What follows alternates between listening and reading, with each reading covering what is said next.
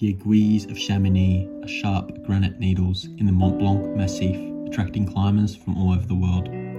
Nestled amongst them is the Aiguille du Peigne, with a ridge that gains 900 vertical meters to the summit called the Arête des Papillons. In this video, I hired a guide to tackle this objective, experiencing a beautiful sunset at the refuge Aiguille du Peigne, then awaking early in the morning to climb for 11 hours on exposed ridges and sharp granite. It was a long, challenging, though enjoyable day. I hope you enjoy.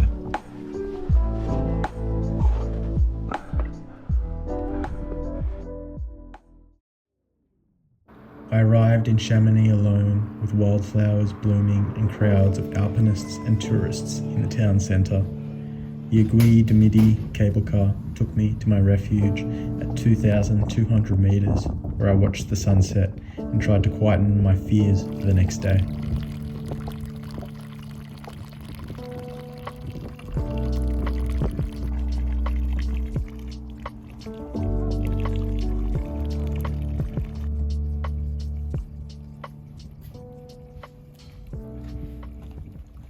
Okay, we got our objective tomorrow. I can hear the sounds of rockfall coming from up there.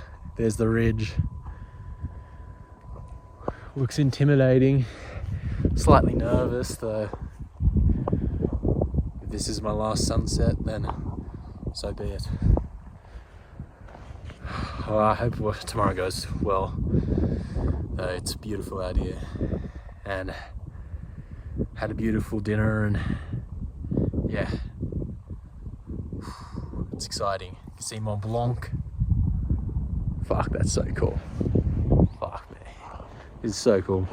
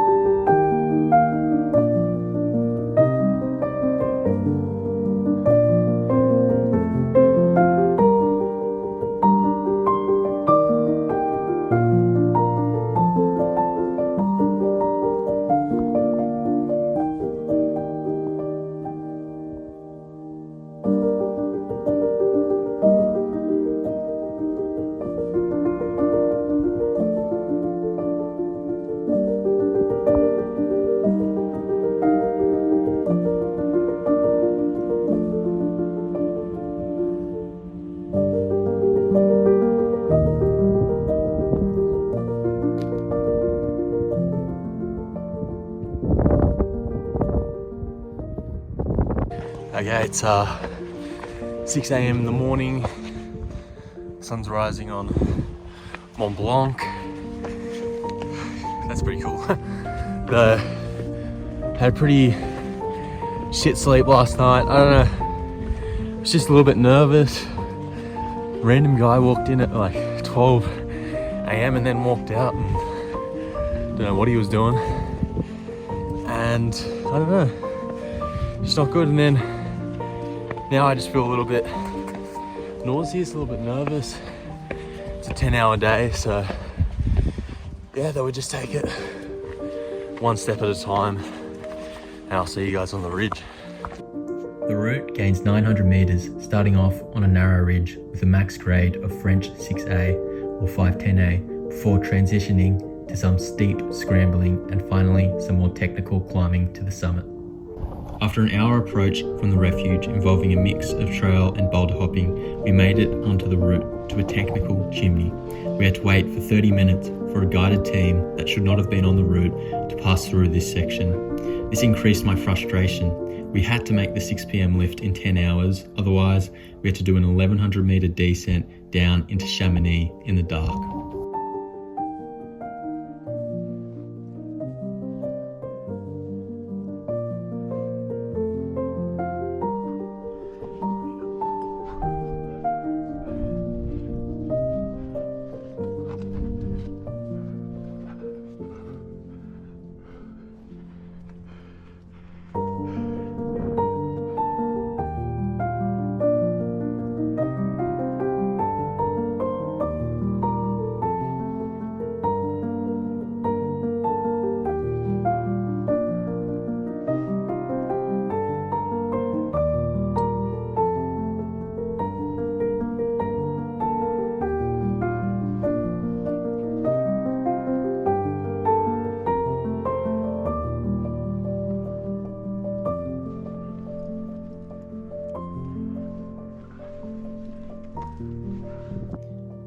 began gaining elevation, staying on the razor-sharp ridge, using a series of crack systems, chimneys, and slabs. We had to be fast, trying to overtake teams, turning the day into a race to avoid potential bottlenecks.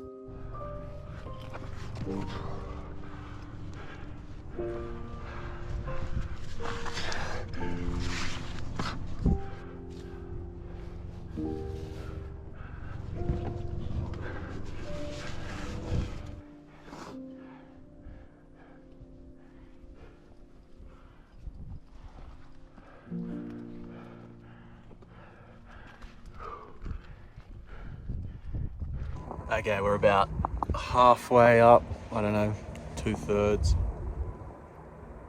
Who the fuck knows? No, he just said that that's difficult and he took a long time to do it, so it's gonna take me like ages. This was one of the cruxes of the route, with a big traverse in the middle, which scared me as the follower. A fall would result in a pendulum swing across the rock face, which would be both terrifying and dangerous, risking injury.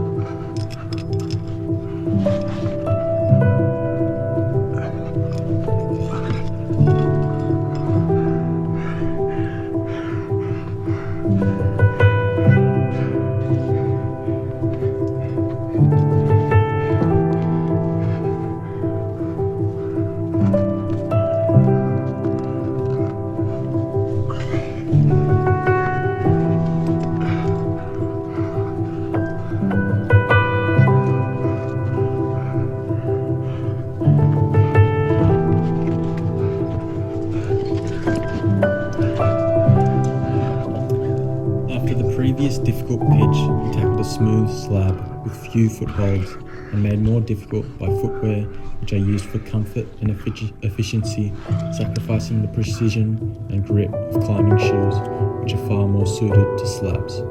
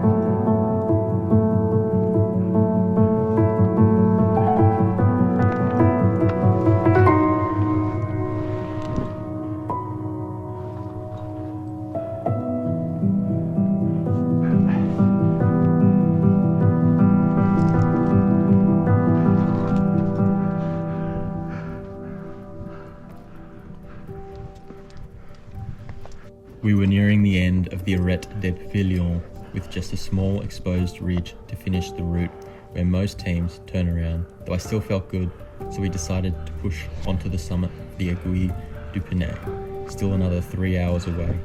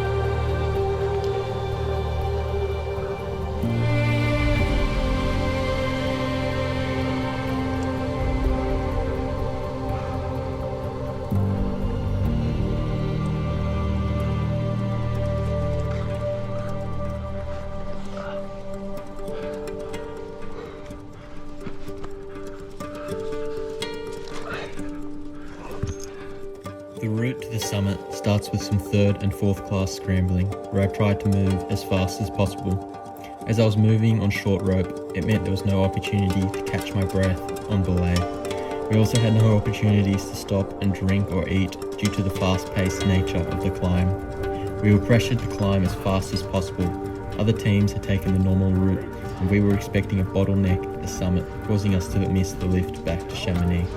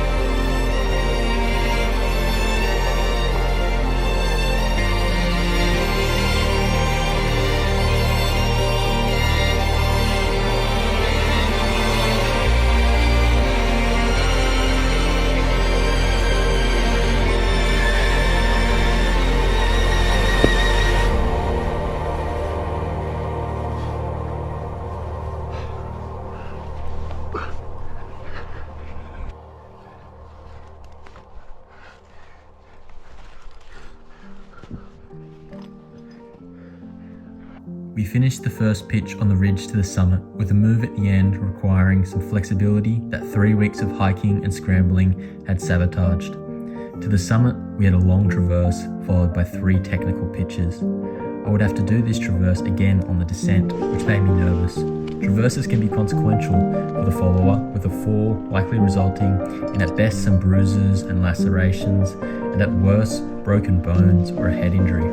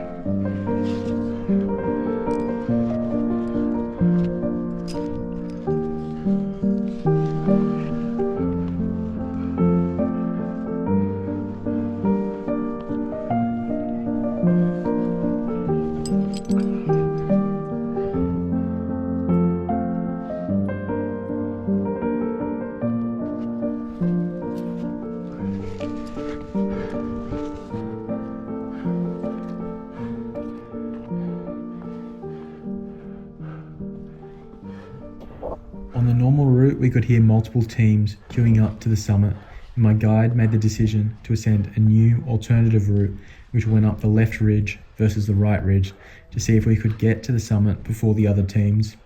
We pushed on up to some new ground. I was cramping from the effort and depleted electrolytes. To make matters worse, we encountered an overhanging section with my arms and legs full of lactate and the altitude making it difficult to breathe. I gave it a go.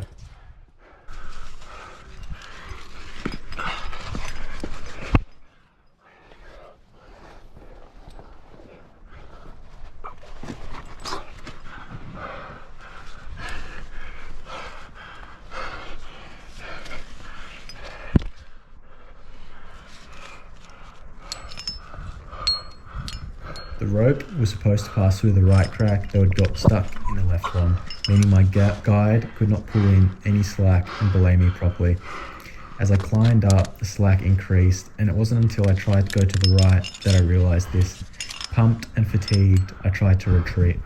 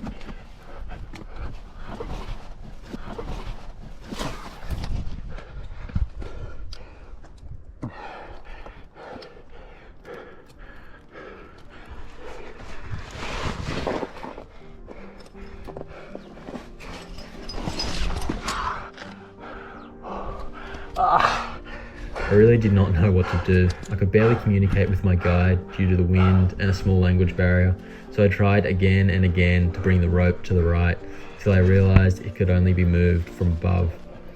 My guide rappelled down on a single strand and moved it to the right, and then I tried the section again, this time succeeding. My GoPro had run out, but after this we had reached the last pitch, where we were met by a horde of teams trying to rappel at the same time. We abandoned the summit at the last minute, just 30 metres from the top, and started our descent. The descent starts with 3 rappels, then retracing the traverse we came up, and lots of down climbing, and a couple of rappels down the normal route, which is mostly scrambling terrain. Parched with thirst, I reached the cable car, which took us back to Chamonix, where I enjoyed some French cuisine at McDonald's. I'm just joking though, anyway, and collapsed into bed, cooked from the hardest day I have ever had in the mountains. It wasn't until I reached Courmayeur where I could reflect, a quaint town on the other side of the Mont Blanc Massif, where I gorged myself on pizzas and pastas before my next objective, the Aiguille d'Entrève, a razor-sharp ridge with Italy on one side and France at the other.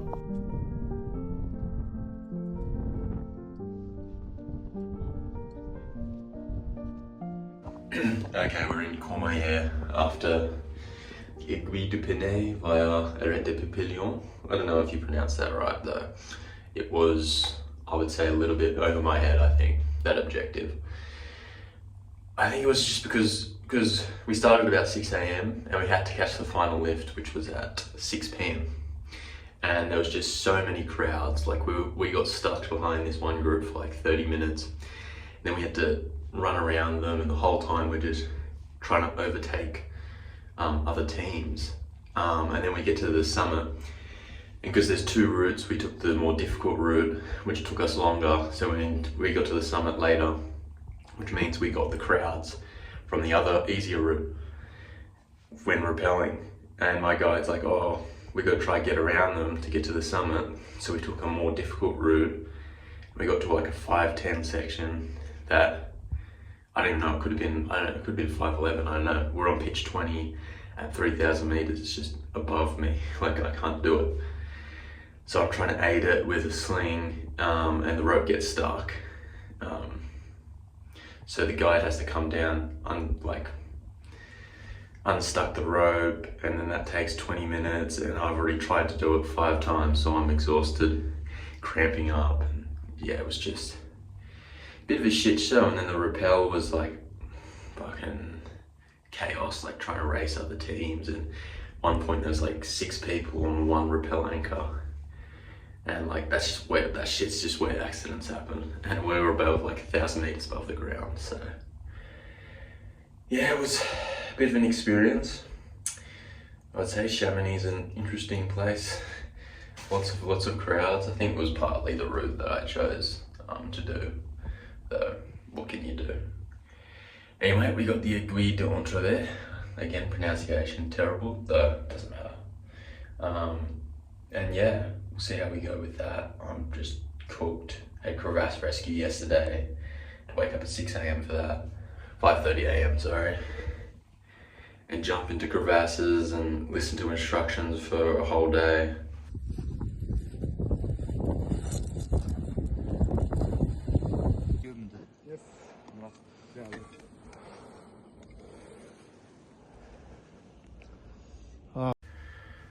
So yeah, it's been good to get to Courmayeur and just have a day to rest. Anyway, I'm rambling.